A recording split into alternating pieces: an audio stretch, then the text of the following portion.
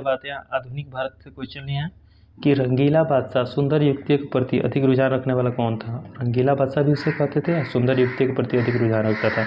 उसका नाम था मोहम्मद शाह। उसका क्या नाम था? मोहम्मद शाह। लंपट मूर्ख किसे कहा जाता था? तो लंपट मूर्ख जहांदार शाह को बोला जाता था, जहांदार शाह को। और मयूर सिंहासन पर बैठने वाला अंतिम शासक कौन था? मयूर सिंहासन पर बैठने वाला अंतिम शासक मोहम्मद शाह था। मयूर सिंहासन पर बैठने वाला अंतिम शासक मोहम्मद शाह था। मुगल दरबार में जाने वाला प्रथम अंग्रेज कौन था? मुगल दरबार में जाने वाला प्रथम अंग्रेज कैप्टन हॉकिंस। हॉकिंस किसका राजदूत था? तो जेम्स प्रथम का। हॉकिंस किसका राजदूत था? जेम्स प्रथम का, जो जहांगीर के दरबार में गया हुआ था। प्लासी का युद्ध कब हुआ था? 23 जून 1757 ईस्वी को। प्लासी का युद्ध कब हुआ? 23 जून 1757 ईस्वी को। प्लासी के युद्ध में अंग्रेजी सेनापति कौन था? प्लासी के युद्ध में अंग्रेजी सेनापति कौन था? तो रॉबर्ट क्लाइव। प्लासी के युद्ध में अंग्रेजी सेनापति कौन था? तो रॉबर्ट क्लाइव। अब बताइए कि नवाब किसके धोखा से पराजित हुआ था? आपको पता है नवाब जो था वो सेनापति मीर जाफर के धोखा से पराजित हुआ था। नवाब जो था सेनापति मीर जाफर के धोखा से पराजित हो गया था। अंग्रेजों ने मीर जाफर को बंगाल का नवाब बनाया। देखिए, जब मीर जाफर क्या किया, मीर जाफर नवाब को धोखा देने में अहम भूमिका निभाया, तो अंग्रेजों ने उनको क्या कर दिया? सेनापति नियुक्त कर दिया, बंगाल का नवाब बना दिया। जब वो बंगाल के नवाब बना दिया, फिर क्या हुआ? अंग्रेजों ने मीर जाफर को 1760 ईस्वी में हटाकर उसके दामाद मीर कासिम को बंगाल का नवाब बना दिया।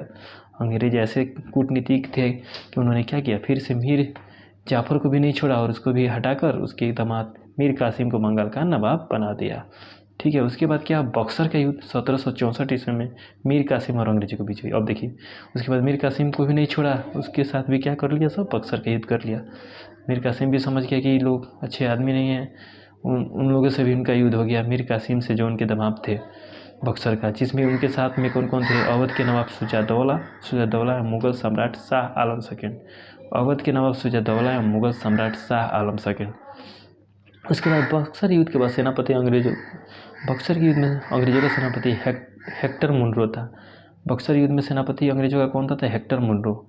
बक्सर युद्ध के बाद मीर कासिम की जगह फिर मीर जाफर को नवाब बनाएगा। अब देखिए, अब देखा गया कि अंग्रेज क्या देखा था कि मीर कासिम को हटाओ, फिर से मीर जाफर को लाओ, क्योंकि यह हम ही के विरुद्ध ही सब लड़ रहा है, इसके चलते।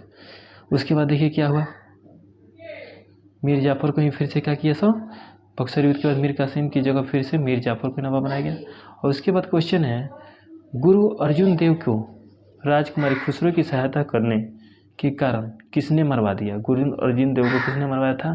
तो जहांगीर ने। क्यों मरवाया था? क्योंकि वह राजकुमारी खुसरो की सहायता करने के लिए सहायता कर रहा था, इसके चलते जहांगीर ने उसे मरवा डाला।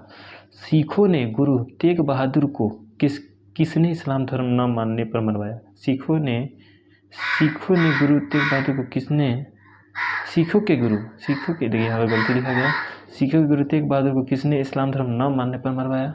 सिखों के गुरु तेग बहादुर को किसने इस्लाम धर्म न मानने पर मरवाया? तो औरंगजेब जो था ना, तेग बहादुर किसने मार दिया? तेग बहादुर को, क्योंकि वह इस्लाम धर्म नहीं मान रहा था।